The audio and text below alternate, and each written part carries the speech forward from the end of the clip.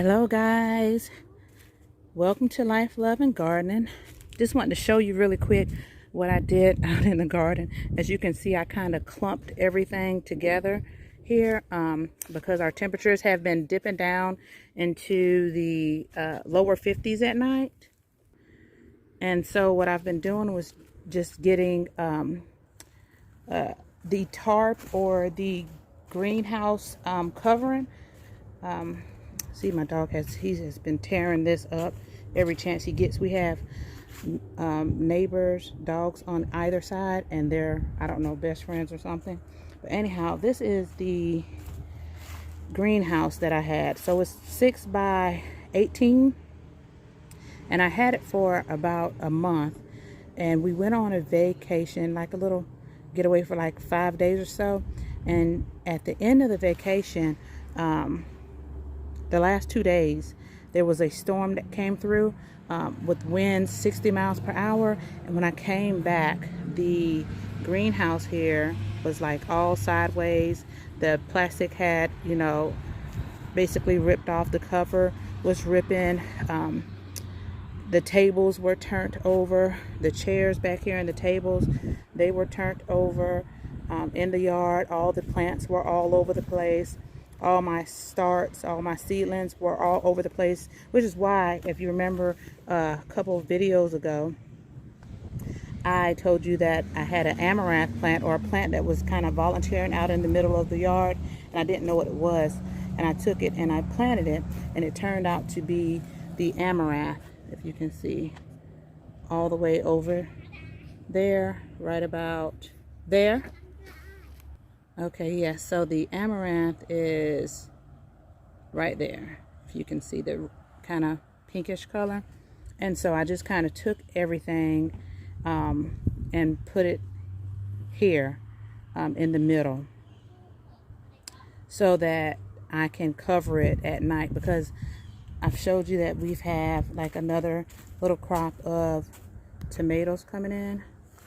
You can see all right here. See, this all tomatoes. So we have a lot of tomatoes, and my peppers are just starting to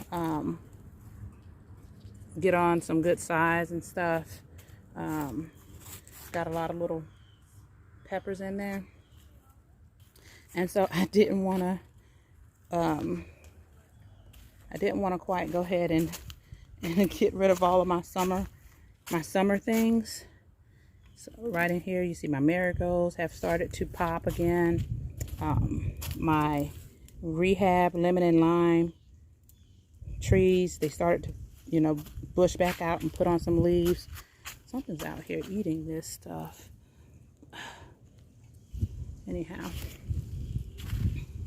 this is a really pretty, I keep getting in the light, so see, that looks good.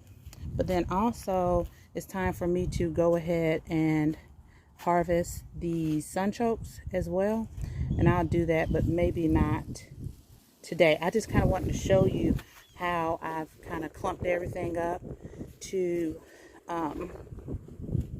try to save them a little bit longer in the cold temperatures that it's dropping down to. It's not really cold, but it's too cold for like tomato plants and pepper plants and things like that for more than a couple of days. And so for the next couple of days, it's supposed to be, like I said, down in the 40s. See, you hear that? The dog over there is jumping on the fence, trying to get my dog's attention. And so I do want to get more okra and things like that. So I see a couple of flowers in here that is kind of putting on all over. Wow, there's okra flower right there. They're so pretty. And they look just like hibiscus flowers almost. Let me show you. Oh, I have some hibiscus flowers open too. So if you see that, don't they look very similar? These are kind of like a light powder pink color, and they're open because, like I said, it's a little bit cooler right now. And I have okra flower. It's yellow and it's beautiful. And look like I have a big okra. Oh my goodness, I didn't realize that I had a huge okra growing in here. I don't know if you can even see how the sun is out shining, but right here, big okra. Oh, okay, so the baby Bubba, it obviously puts on okra flowers and okras all over the plant and just kind of not mostly at the top, because I see all down there there's some flowers. But anyhow, just kind of want to show you how I kind of clumped everything up. And if you saw this and you're wondering like what that is, so it's like a cogwheel here, and I have a big pole going all the way up here, and I had a like a planter pot on the top like this here, so that it doesn't put a hole through my greenhouse plastic that I have, just to give it some height so it's not smushing down the hibiscus too much, because the hibiscus plants are pretty tall. They're about 5 feet tall, the hibiscus. So I just went ahead and threw this pole right here up there with a planter pot on the top, so that it doesn't, because that's sharp. That is from a swing set. And so it's sharp. And so I'm just kind of like, you know, using a little bit of ingenuity, I guess, trying to figure out how to like rectify the situation in a short amount of time, you know, just until I can figure out what else to do. But I do plan to redo the ground here. I'm thinking about really just pulling it up. I never really got things situated the way that I wanted to out here. I just kind of started putting things out here. And when things started to grow, I just kind of just left it as is. So it's always kind of been like a cluster out here of just, you know, things just thrown together. Oh, that zinnia just caught my eye. It's so pretty. It's one of my favorite kind of like flowers to see out here. And it's purple, so it's so pretty, you know, against the orange and the burgundy looking hibiscus flower buds, and just all of the greenery that's out here. It's still, you know, really green. It's almost as green as it has been all season long. Everything has just been dying mostly all summer long because of the intense heat. And my favorite tomato plant is starting to show signs of slowing down. Oh, look at that. I didn't notice that tomato was there. Okay. Yeah, so everything is just starting to put on tomatoes and stuff. So this is still a part of the Port Dorothy, and it's kind of just like on the ground sprawling out. But in the middle is dying. Some of the limbs are dying, but it's still green enough that I'm just going to leave it for now. I know I should be getting all of my fall things out here, but it's so hard for me to just, you know, toss things to the side when they still have green on them and still are producing fruits and things. It's just hard for me to, you know, toss them to the side and just pull them up and say, hey, I'm just going to, you know, get started on planting out my cabbage and my lettuces and carrots and beets and radishes and some more greens, some more collards and kale, which I could do, because my kale and collards, I've kind of torn them down a little bit because the caterpillar has been eating on them, and you know, just making them look terrible. But for like the tomatoes and things that are still putting on tomatoes, it's just kind of hard for me to let it go.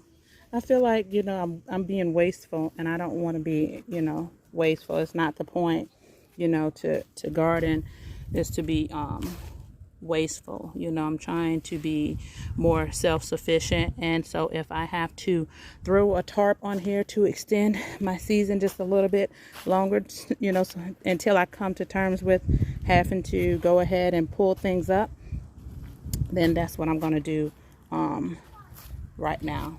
That's what I'm going to do. I still have beds back there that I could fill. This long one I never filled up. I have a lot of rehab plants that are, you know, they're dead. A lot of them are still, you know, like this mint, these two mints are, they're doing okay. But anyhow, the swimming pool back here, when I harvested those sweet potatoes, I don't think I put the video up for that yet, but I will. The sweet potato, I took off a lot of the leaves and we ate a lot of the leaves. And as you can see, it's mostly just the vines left. And I just threw them back here to let them kind of compost right where the other sweet potato slips are that I planted in this basically mud, really just dirt. And they weren't doing too well. I just threw them back here. But the blueberry plant is starting to, you know, that's all new growth right there.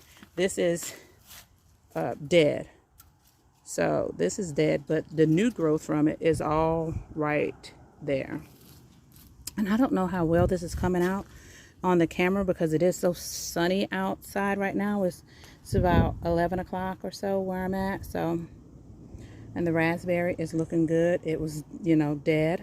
You can still see some little dead pieces in there, but it's looking good. The rose bush is gone. It's pretty much gone.